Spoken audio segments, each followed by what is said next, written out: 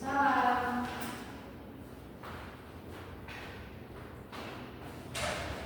Dengan Mbak Vivi? Iya benar. Ya, silakan masuk.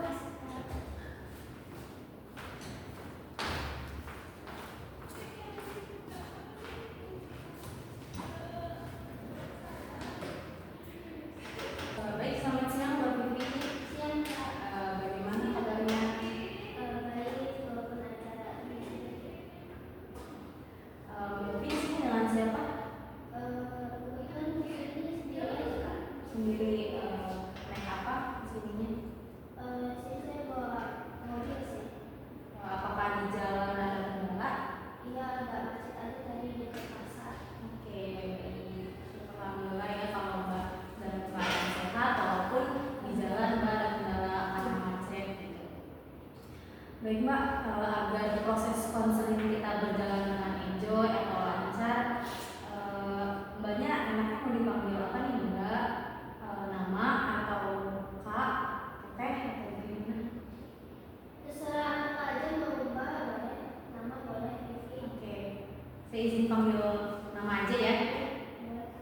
Baiklah, terima kasih. Sebelumnya saya ucapkan terima kasih kepada Vivi karena telah mempercayai saya Asih Purnama sebagai konselor pada hari ini. Sebelumnya saya izin bertanya, Vivi sudah pernah mengikuti atau merasakan kegiatan konseling ini? Belum pernah. Belum pernah. Oke, baik. Jadi ini yang pertama kali ya Iya. mengikuti ini. Baiklah. Jadi yang pertama konseling sedikit di sini saya akan menjelaskan tentang apa itu konseling individual. Konseling individual adalah suatu layanan konseling yang dilakukan oleh tenaga profesional yaitu saya sendiri,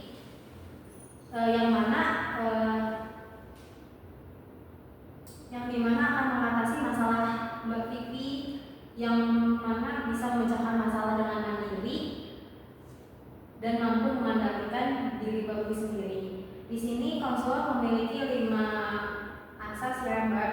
Yang pertama adalah asas kerahasiaan, yang dimana Mbak Vivi boleh menceritakan semuanya masalah Mbak yang Mbak rasakan pada saat ini tanpa ada rasa takut karena bisa rahasia Mbak bakal dibocorkan. Yang kedua adalah keterbukaan, yang dimana Mbak Vivi boleh menceritakan apa saja masalah Mbak tanpa ada rasa takut sedikit pun atau tanpa ada rasa ragu. Anggap saja saya sebagai teman Mbak ya. Yang ketiga ada asas kesukarelaan, yang dimana Mbak Vivi kesini atau menceritakan masalah ini itu secara sukarela tanpa ada paksaan dari pihak manapun. Baiklah, yang keempat itu ada asas kekinian, yang dimana masalah yang Mbak Vivi alami itu adalah masalah yang Mbak hadapi sekarang gitu ya.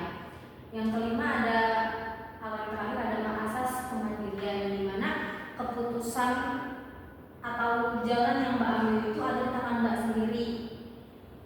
Misalnya seperti memecahkan masalah itu ada di tangan Mbak sendiri. Baik, sampai sini bisa dipahami? Paham Kak?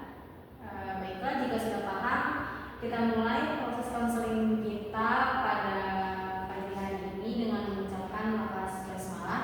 Bismillahirrahmanirrahim. Baiklah, sebelumnya apa yang sedang Vivi rasakan pada saat ini?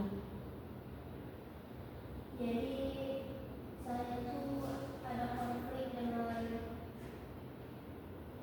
bunda saya karena kita tuh suka cekcok beda pemahaman gitu. Jadi Vivi merasa sering tidak sepaham atau sering merasa cekcok gitu ya terhadap orang tua, terutama bunda gitu. Bisa dijelaskan sedikit lebih jauh situasi apa yang bisa memicu ketidaksepahaman Vivi dengan Bu Vivi gitu? Jadi saya itu kalau membuat keputusan selalu salah di mata bunda, selalu enggak dan itu membuat saya seperti tidak dihargai, dan itu yang bisa membuat saya frustasi.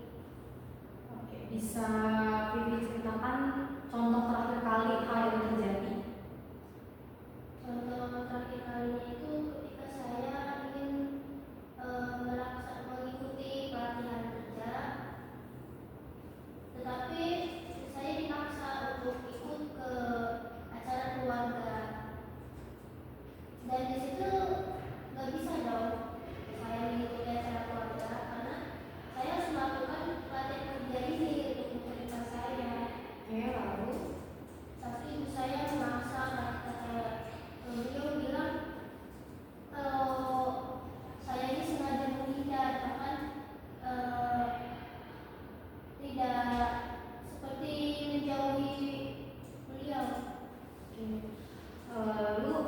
Bagaimana Vivi menyikapi hal tersebut?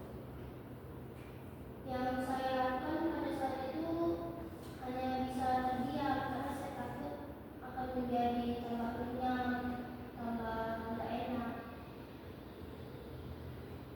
Jadi karena takut situasi gimana barunya, jadi akhirnya Vivi memilih untuk tetap diam. Lalu apa yang terjadi setelah Vivi melakukan hal itu? Setelah saya diam itu ternyata masalah makin kuat Kak. Malah jadi diam-diaman kita. Saya diam, jadi malah tambah renggang. Oke, jadi bagaimana perasaan Vivi saat merasa hubungan Vivi dengan ibu semakin renggang gitu? Kalau saya tentu merasa sedih ya, karena saya tidak ingin ada di posisi seperti ini yang menjadi renggang sama ibu. Oke, sepertinya kamu merasa sangat sedih ataupun kecewa karena usahamu untuk menjelaskan tentang keputusan-keputusanmu itu tidak diterima dengan baik oleh ibu, dan kamu juga merasa sedih karena hubunganmu dengan ibu itu sedikit lebih renggang. Apakah itu yang kamu rasakan? Iya benar, saya sedih tapi juga kesal. Baik, saya bisa merasakan kesedihan dan kekesalan kamu. Saya ingin kamu tahu bahwa saya di sini ada untuk mendukung kamu. Terima kasih Kak, karena memang saya sendirian menghadapi ini. Enggak, kamu bukan sendirian. Saya di sini untuk mendengarkan dan membantu menemukan cara kamu yang terbaik untuk menghadapi situasi ini. Bagaimana sejauh ini perasaan kamu setelah berbicara dengan saya? Saya merasa lebih nyaman sekarang karena saya tidak takut untuk bicara. Biasanya saya sulit untuk berbicara. Baiklah, di sini bisa jadi ibu kamu seperti itu karena beliau takut hubungan kamu dengan ibumu itu renggang atau kedekatan kamu dengan ibumu itu berkurang, sehingga dia mengekspresikannya dengan cara yang begitu. Gimana menurut kamu? Mungkin, tapi saya tidak melihat dari sudut pandang itu. Jika memang benar ibu kamu kehilangan kedekatan, apakah ada hal lain? Apa hal lain yang bisa kamu lakukan untuk menunjukkan bahwa kamu itu tetap peduli terhadap ibu kamu meskipun kamu itu mempunyai jadwal atau aktivitas yang sibuk? Mungkin saya bisa melakukan meluangkan waktu ya dengan ibu saya. Oke. Dengan meluangkan waktu untuk berbicara. Selain berbicara, apalagi yang bisa kamu lakukan untuk menunjukkan perhatianmu? Mungkin selain berbicara, saya bisa mengajaknya pergi berdua ke suatu tempat yang saya sukai, atau mengajak makan bersama di luar. Baik, itu ide yang cukup bagus. Memberikan ibumu sesuatu yang sangat sederhana tapi bermakna itu seringkali menunjukkan perhatian. Apakah menurutmu itu bisa memberi dampak yang baik pada hubungan kalian? Mungkin ya, karena sejauh ini yang saya tahu ibu saya suka kalau jika diberi hadiah, diberi sesuatu dari saya. Oke, bagus sekali. Tapi saya ingin kamu memikirkan hal yang lebih jauh. Apakah ada hal yang bisa kamu lakukan yang bisa membuat ibumu senang, bukan secara materi tetapi secara emosional? Mungkin dengan lebih memberi pujian atau ucapan terima kasih karena sudah menjaga saya, sudah mengkhawatirkan saya, gitu, sudah membersihkan rumah dan tidak sempat untuk membersihkan rumah itu. Itu sangat baik. Memberikan penghargaan melalui kata-kata seperti ucapan terima kasih bisa sangat berarti. Bagaimana menurutmu jika kamu mencoba mulai dengan hal itu, misalnya mengucapkan terima kasih setelah makan malam atau ketika ibumu telah melakukan suatu kegiatan yang berdampak bagi kamu seperti kayak membersihkan rumah gitu. Ini tuh mungkin ide yang bagus ya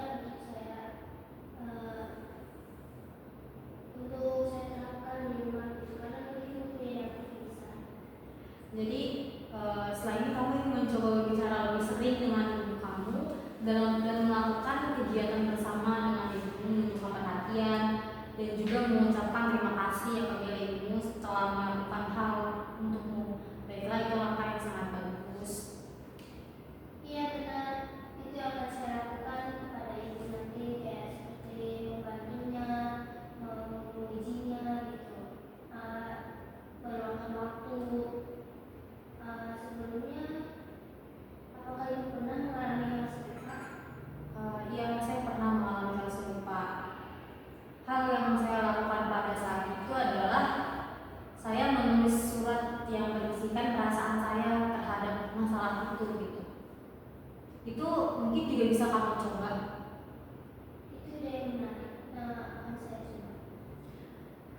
Jadi selama sesi kita berbicara ini, apa tujuan utama yang ingin kamu capai dalam proses konseling ini? Tujuan utamanya itu saya ingin hubungan saya dengan ibu saya lebih dekat lagi. Baiklah, kamu sudah menunjukkan kemauan untuk memperbaiki hubungan kamu dengan ibu kamu, dan itu adalah langkah yang sangat luar biasa. Iya Kak, terima kasih. Bolehkah saya meminta saran atau nasihat? Boleh. Baik, saran saya adalah yang pertama, penting untuk mulai komunikasi dan empati. Ketika berbicara dengan ibu, cobalah untuk benar-benar memperhatikan perkataannya, atau kita merasakan perasaan ibu kita saat ibu kita berbicara. Jika ibu menyampaikan perasaannya, kamu bisa merespon kayak seperti, oh, saya mengerti nih kenapa ibu saya berbicara seperti itu. Mungkin karena ibu saya tidak ingin saya begini gitu. Yang kedua, misalnya kamu bisa membantu sedikit pekerjaan rumah karena misalnya ibu kamu sedang banyak kerjaan dan kamu bisa melihat itu bisa menjadi hubungan dengan ibu kamu itu menjadi lebih kuat gitu.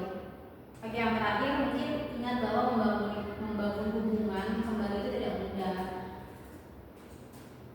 Mungkin ada momen di mana usaha-usaha kita itu tidak dilihat, tapi konsistensi adalah kuncinya. Ingatlah, hal kecil itu bisa langkah kecil dan melihat bagaimana apakah perubahan terjadi secara perlahan. Apakah ada yang masih membuat Vivi ragu atau bisa? Saya rasa semuanya jelas ya dari yang tadi saya bicarakan. Meskipun saya tahu ini akan butuh usaha, butuh keberanian juga untuk membangun bonding dengan ibu saya, tapi saya merasa lebih optimis kan. Baiklah, menurutmu seberapa yakin kamu untuk memulai langkah ini? Saya merasa cukup yakin dengan langkah ini. Setelah kita membahas beberapa langkah yang bisa kamu coba untuk memperbaiki hubungan kamu dengan ibumu, mari kita bicarakan bagaimana kamu akan melanjutkan dari sini. Apa yang akan kamu lakukan setelah mengakhiri sesi konseling ini? Saya ingin mencoba berbicara berdua dengan ibu, lalu mengajaknya makan di luar, makan enak. Tapi saya masih ragu untuk memulainya. Itu adalah langkah yang baik. Mari kita susun rencana yang sederhana tetapi berdampak yang besar gitu untuk memulainya. Misalnya kamu bisa dengan seperti tadi, mengajaknya berbicara di waktu tertentu, seperti saat makan malam atau saat santai. Mungkin itu bisa mengurangi perasaan kamu. Apakah kamu setuju? Iya, setuju. Tapi saya khawatir kalau misalkan nanti akan berubah menjadi konflik lagi. Itu wajar. Maka dari itu cobalah untuk mempersiapkan topik yang ringan terlebih dahulu, seperti menanyakan ibu bagaimana harinya pada hari ini, atau mengingatkan kenangan yang dulu gitu yang pernah kalian lakukan bersama, hal-hal yang menyenangkan. Mungkin itu bisa mengurangi konflik di antara kamu dan ibumu. Baik Kak, saya sedikit lebih